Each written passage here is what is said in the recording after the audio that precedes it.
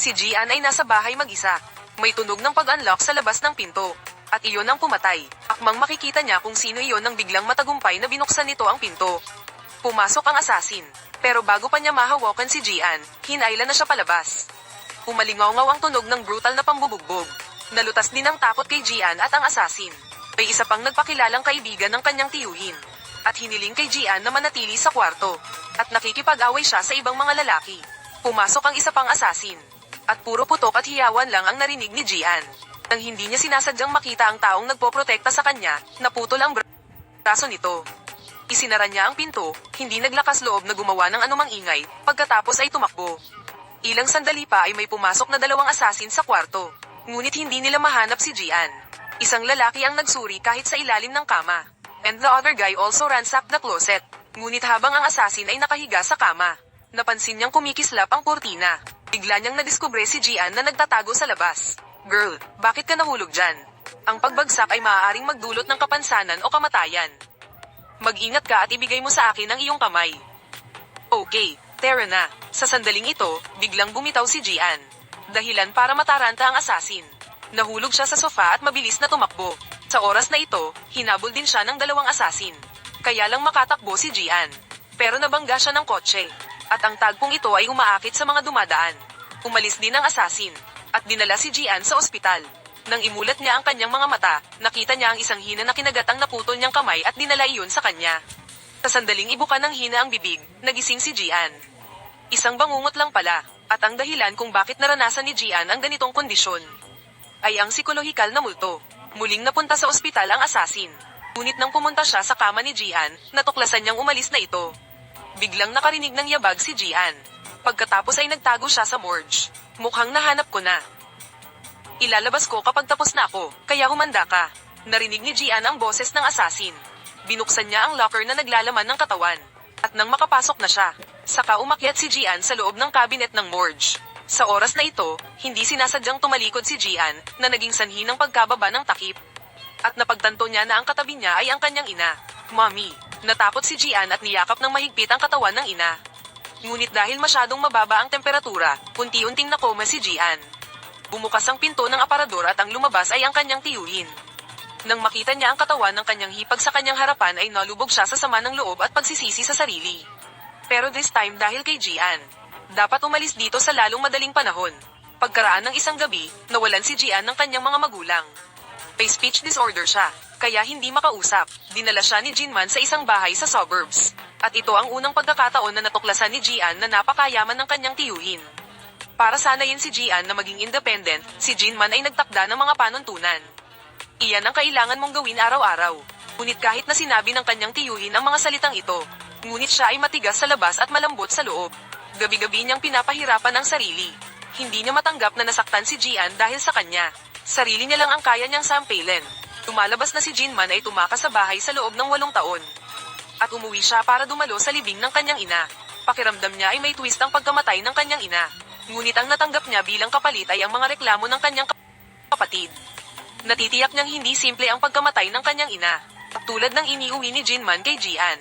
Pagkatapos ay pinatay ng asasin ng kanyang kapatid na lalaki at hipag. Nawalan ng 3 pinakamalapit na kamag-anak si Gian. At gusto rin nilang kitilin ang buhay niya. Pagbalik ni Gian sa paaralan, hindi na siya nakakapag-usap, kaya palagi siyang binubuli ng kanyang mga kaklase. Narinig ko ang nanay ng lokong ito. Sinampal hanggang sa mamatay ng sarili niyang ama. Ano, talaga, dahil sa pangangalo niya. Tapos tumalon ang kanyang ama sa gusali ng punerarya. Nagpakamatay ba siya? Ganyan talaga. Alam ito ng lahat ng nakatira sa paligid ng lugar na iyon.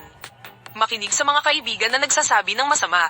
Inangat ni Gian ang upuan at hinampas ang ulo ng kalaban. Ngunit ginawa nitong lumayo sa kanya ang lahat ng nasa paligid niya. Isang batang lalaki na nagngangalang Bae Jongmin ang laging tumatayo para protektahan siya. Ang sitwasyon ni Gian ay nakakaakit ng atensyon ng paaralan. Kaya hiniling ng homeroom teacher kay Jinman na kunin siya para gamutin. Pero nasabi niya lang na meron ng dalaga dahil sa takot. Para pasayahin ang pamangkin ko. Kaya pinalakas siya ni Jinman. Sinabi niya kay Gian na isang araw lang ang kailangan para hindi siya makapagsalita. Tapos isang araw din niya itong papansinin. Isang araw, ikinulong si Gian sa isang bodega ng grupo ng mga makulit na bata. Hanggang gabi ay hindi pa rin siya natagpuan ng kanyang tiyuhin. Ang madilim at madilim na bodega ay nagpatakot kay Gian at sa sandaling ito ay muling lumitaw ang hina. Hawak pa rin ng bibig nito ang naputol na kamay kaya natakot si Gian. Patuloy niyang kinakalampag ang pinto at sa wakas ay napukaw ang kanyang pagnanais na mabuhay at matagumpay na tinawag ang pangalan ng kanyang tiyuhin. Tiyuhin. Tiyuhin. Nahanap na ni Jinman si Gian. Niyakap siya ng dalaga. Mas naging maayos ang relasyon ni na tito at pamangkin. Sa wakas ay lumaki na si Gian. Ngunit nakatanggap siya ng balita na si Jinman ay misteryosong nagpakamatay. Sa daan upang kunin ang katawan ng kanyang tiyuhin. Tapos sa isip niya, lumabas ang mga alaala ng huli niyang pagkikita ni Jinman. Si Jinman mismo ang pumunta sa bahay ni Gian at naglagay ng mga anti-theft steel bar. Anong baliw ang aakyat sa 5th floor para magnakaw ng gamit? At saka, wala akong pera. Tapos na. Ano itong wardrobe? Dahil sa kakaibang ugali ni Jinman ay hindi komportable si Gian. Kinausap muli ni Jinman si Gian. Na kung siya ay nasa panganib, dapat siyang magtago sa loob ng aparador. Kahit na ang mga bala ay hindi makakapasok kaya ligtas. Bakit kailangan nating pumasok doon para maiwasan ang mga bala? Hindi ibinunyag ng kanyang tiyuhin ang dahilan. Pero binalaan pa rin niya si Gian. Natandaan ang iyong code ng mag-aaral. 22,900,074. Noong tinatanggap ni Gian ang katawan ni Jinman, may natuklasan siyang anomalya. Dahil ang mga taong nagpapakamatay ay madalas na naglalalas ng kanilang mga pulse. Pero sugat lang sa leeg ang tiyuhin niya. Pinaliwanag sa kanya ng pulisya na hinuhusgahan nila na maaaring ito ay isang pagpatay. Ngunit sa oras ng kamatayan, wala ito sa saklaw ng pagsubaybay. Walang nakitang sospek. Sinabi ng medical examiner na ang kasong ito ay may mas mataas na posibilidad ng pagpapakamatay. Nag-isip sandali si Gian.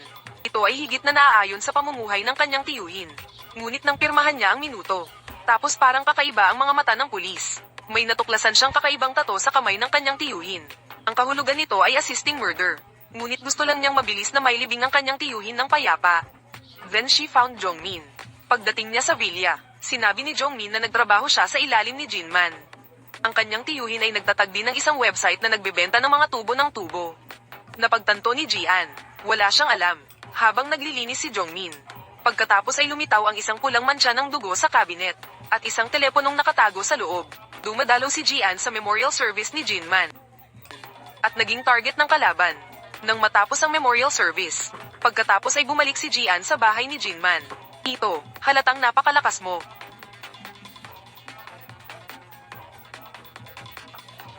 Ano ang dapat kong gawin kapag ako ay mag-isa? Nang malungkot siya, binuksan ni Jongmin ang pinto, lumabas at ibinigay sa kanya ang teleponong nahanap niya. Nakatanggap ng text message si Gian. 70 milyong won ay nailipat na. At kailan ko matatanggap ang item? Sa 70 milyon won, ilang tubo ng tubig ang mabibili mo? Sa oras na ito, isa pang mensahe ang ipinadala, na may nilalamang nagpapakita ng balanse sa account na hanggang 18,700,000,000 won. Kung ang tiyuhin mo ay nagbebenta lamang ng mga tubo ng tubig, ay hindi magagawang kumita ng ganoong kalaking pera. Agad na nag-login ang dalawa sa website ng kanyang tiyuhin. At sinuri ni Jongmin ang website na ito at natuklasan na may isa pang darknet na nakatago sa loob. At ang inskripsyon ay kapareho ng tato sa kamay ng kanyang tiyuhin. Ang website na ito ay tinatawag ding a shop for killers. Hindi makapaniwala si Gian na ang kanyang tiyuhin ay isang nagbebenta ng armas. May lalabas na mensahe. Nagtatanong ang ibang tao kung kailan ililipat ang pera. Hiniling ni Gian sa ibang tao na magbigay ng bank account para maibalik niya ang pera.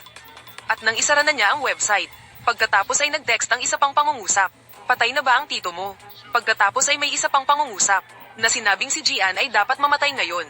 Mabilis na pinatay ni Jongmin ang computer. At tiniyak kay Gian na baka baliw itong tao. Muling tumunog ang doorbell. Isang taong nagsasabing siya ang guro ni Jinman na Chino. Sinabi niya na dumating siya dito sa pamamagitan ng appointment. Nang mag-isip si Gian kung bubuksan ang pinto o hindi, nakatanggap siya ng text message mula sa kanyang telepono. Paalalahanan siya na huwag mamatay sa kamay ng iba. Sinabi rin ng kalaban na papatayin niya si Gian. Ilang drone ang dumiretso sa kinaroroonan ni Gian. Patuloy ang pagkatok ng babae sa pinto. Nakita kong bukas pa ang gate kaya pumasok na ako. Kung hindi ka naabala, pwede ba akong pumasok sa loob at hintayin siya? Siya ang assassin na may hawak na baril ng mahigpit. Hindi naglakas loob si Gian na buksan ang pinto. Wala raw sa bahay ngayon ang kanyang tiyuhin at pinauwi muna ang kausap. Sa oras na ito siya ay nagsabi ng ilang mga pangungusap na Chino. Ikaw ba ang kanyang pamangkin na nag-aaral sa Gwangju Normal University? Madalas kang pinupuri ng iyong tiyuhin na ikaw ay napakatalino at maganda. Hindi naman ako matalino o maganda. Hindi rin ako nag-aral sa alinmang pedagogical university. Hindi sinabi ng tiyuhin ko ang mga salitang ito. Kilala mo ba talaga ang tito ko o hindi? Alam niyang nalantad siya kaya kailangan niyang pansamantalang umatras. Pero nung umalis na yung babae, nakatanggap ulit ng text message si Gian. May mga bagong natuklasan din si Jongmin. Ang mga logro ng miyembro dito ay ipapakita bilang isang code. Ang mga miyembro lang na nakatanggap ng authorization code ang makakabili. Hindi rin ito nangangahulugan na maaari mong gamitin ang authorization code upang bilhin ang lahat ng mga item. Dahil ang bawat code ay may iba't ibang mga pribilehiyo at mayroong 4 na code sa kabuuan. At ang mga miyembrong may pulang code bilang mga assassin ay maaaring bumili ng mabibigat na armas. Ang mga miyembrong may purple code ay mga especially iya na maaaring gumamit ng mga elektronikong device para mag-eavesdrop at mag-record ng mga video. At mga walang sakit na suicide kit. Ang mga miyembrong may dilaw na code ay mga tagapaglinis. Dahil nakakabili sila ng mga kemikal na panggamot sa katawan at mga kinakailangang gamot. Nagbibigay din sila ng maraming iba pang serbisyong administratibo. At sa wakas, ang berdeng code ay ang pinaka-advanced na code. Itong mga blue code bearers ay pinatawad silang dalawa. Ay si Gian at ang kanyang tiyuhin, si Jinman. Kasabay nito, ang website na ito ay mayroon ding panuntunan at hindi maaaring atakehin ng lahat ang mga miyembro ng Code Blue. Kung may nagnanais na lumabag sa regulasyong ito, pagkatapos ay susubukan ng bawat iba pang miyembro sa site, para protektahan ng Green Code. Ito talaga, dapat ba akong maniwala o hindi? Jongmin. Naniniwala ka ba dito?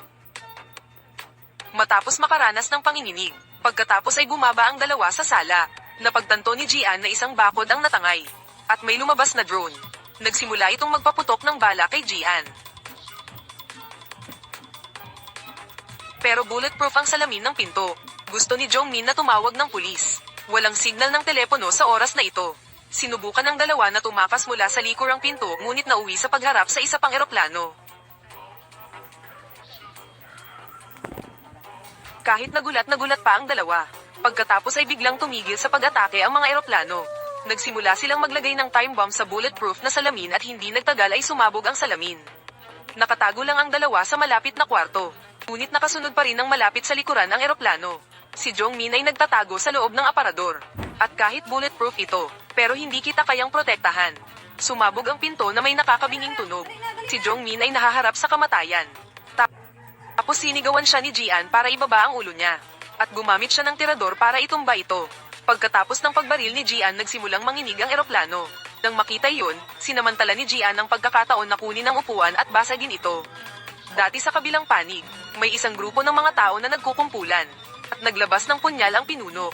Matapos gumawa ng hiwa sa kanyang kamay, naglabas siya ng chip sa loob at itinapon sa apoy upang masunog ito. Kinakatawan ng aksyon na ito ang opisyal na pag-abandona ng A-Shop for Killers. Pagkatapos noon, hinati nila ang isang malaking halaga ng mga armas sa kanilang mga sarili at lahat ng baril na ito ay binili kay Uncle Gian. Halika, halika, halika. Hulihin mo lang si Gian ng buhay o patayin. Tatanggap tayo ng malaking halaga. Talaga, sa oras na ito, nilapitan ng grupo si Gian. At gustong patayin si Gian para matanggap ang pera. Makatakas ba si Gian sa pagtugis ng grupong ito ng mga tao? Dito natapos ang video. Ang pelikula ay tinatawag na The Killer's Shopping Mall. Punta ka lang dito ngayon. See you sa susunod na video. Palem.